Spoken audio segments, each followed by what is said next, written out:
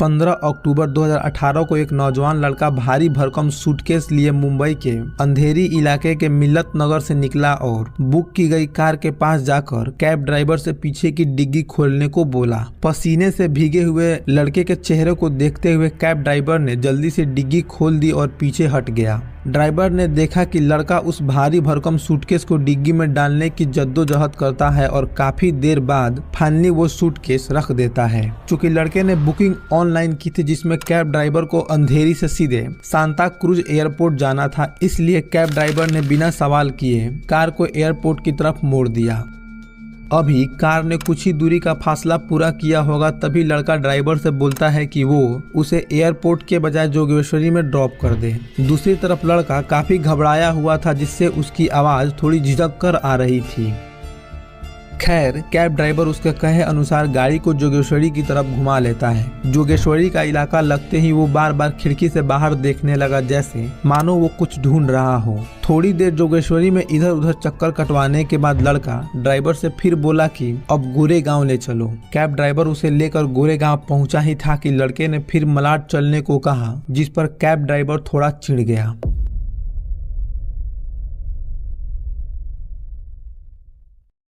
नमस्कार दोस्तों, मैं चंदन कुमार, स्वागत है आपका हमारे चैनल पर। दोस्तों आप देख रहे हैं क्राइम फेट, जहां रियल क्राइम से जुड़ी घटनाओं की जानकारी दी जाती है। और आज की घटना में हम जानेंगे कि कैसे एक इंसान के हवस, गुस्से और पागलपन ने एक मॉडल के सपनों को कुचल कर रख दिया। और जब तक लोग सच से रूबरू होते उससे पहले ही टीवी चैनल्स और सोशल मीडिया में एक रूह सिहराने वाली कत्ल की खबर फैल गई।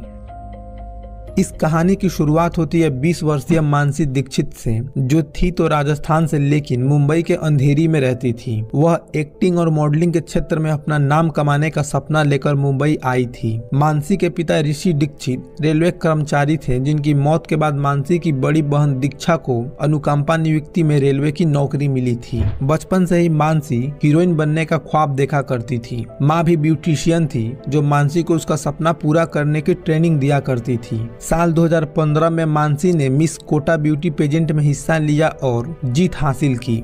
इस जीत की बदौलत उसे कोटा में कई मॉडलिंग प्रोजेक्ट मिले, जिसके बाद वो कुछ जानकारों की मदद से मुंबई आ गई। मुंबई में मॉडलिंग के अलावा वो टावर फाइनेंस में नौकरी करने लगी, जहां नौकरी के साथ साथ उसे क्राइम पेट्रोल समेत कई टीवी शोज में छोटे मोटे रोल मिलने लगे, जिससे उसका परिवार बेहद खुश था।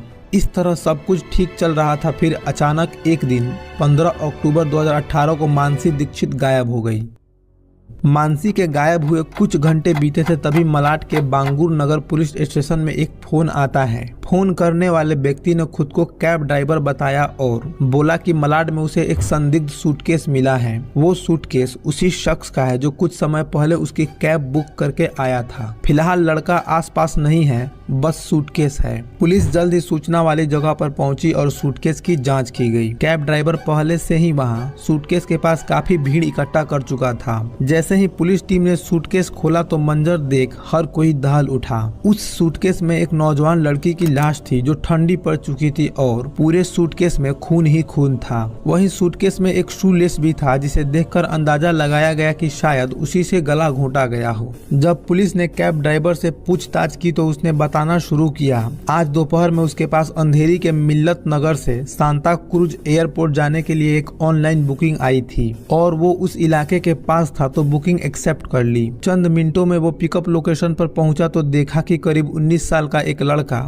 इस सूटकेस को लिए हुए आया और उसे डिग्गी में रखने लगा, लेकिन सूटकेस काफी भारी होने के कारण थोड़ी मशक्कत करनी पड़ी। उसके बाद हम एयरपोर्ट के लिए निकल पड़े, पर बीच रास्ते में उसने मुझे एयरपोर्ट की जगह कई शहरों के चक्कर लगवाए। मैंने नोटिस किया कि जब भी हम सुनसान रास्ते से गुजरते वो बार बार खिड़की से बाहर सड़कों और आसपास की जगहों को गौर से देखने लगता, मानो जैसे कुछ ढूंढ रहा हो। कुछ देर बाद जब हमारी गाड़ी मलाड के माइंड स्पेस पहुंची तो लड़के ने कार रुकवा दी। मुझे उसका इस तरह बीच रास्ते में उतरना थोड़ा अटपटा लगा क्योंकि आसपास कुछ भी नहीं था, सिर्फ खाली सड़क और झाड़ियां ही थी। पेमेंट करते हुए उसने खुद सुनसान इलाके में उतरने पर सफाई देना शुरू कर दिया। उसने कहा कि वो थोड़ी देर यहाँ अपने दोस्त का इंतजार करेगा जो कुछ समय में आने वाला है, फिर वो एयरपोर्ट जाएंगे। लड़के ने मुझसे डिग्गी खोलने को कहा और उस वजनी सूटकेस को उतारने की कोशिश करने लगा, लेकिन वो सफल नहीं हो सका, जिस पर उसने मुझसे हेल्प मांगी। सूटकेस नीचे उतरवाते समय मुझे फील हुआ कि यह तो जरूर जरूरत से ज्यादा भारी है। लेकिन तब भी मैंने दिमाग नहीं लगाया और अपनी गाड़ी लेकर निकल गया। गाड़ी लेकर 2-3 किलोमीटर ही चला था कि दिमाग में अजीब से सवाल खटकने लगे कि आखिर वो लड़का उस सुनसान इलाके में अकेले क्यों उतरा। आधे शहर का चक्कर काटते हुए वो कहीं भी उतर सकता था, लेकिन उस जगह ही क्यों। शक होने पर मैंने गाड़ी तुरंत घुमा ली और अपने दिमाग में चल रहे सवालों के जवाब जानने के लिए मैं उसी लोकेशन पर पहुंचा जहां लड़के को ड्रॉप किया था। पहुंचकर देखा तो वो लड़का वहां नहीं था। आसपास नजरें घुमाई तो देखा वो सूटकेस झाड़ियों में पड़ा था, जिसके बाद मैंने पुलिस को सूचना दिया और कुछ लोगों को इकट्ठा किया। पुलिस अब जल्द से जल्द कातिल तक पहुंचना चाहती थी। इस पर कैब ड्राइवर ओला ऐप की मदद से पुलिस को उसी जगह ले गया जहां से उसने लड़के को पिक किया था। जब पुलिस ने वहां के अंधेरी स्थित घर में रेड मारी तो लड़का घर का फर्श साफ करता मिला, जिस पर खून के निशान थे। पुलिस ने तुरंत लड़के को हिरासत में लेकर घर को सील कर दिया।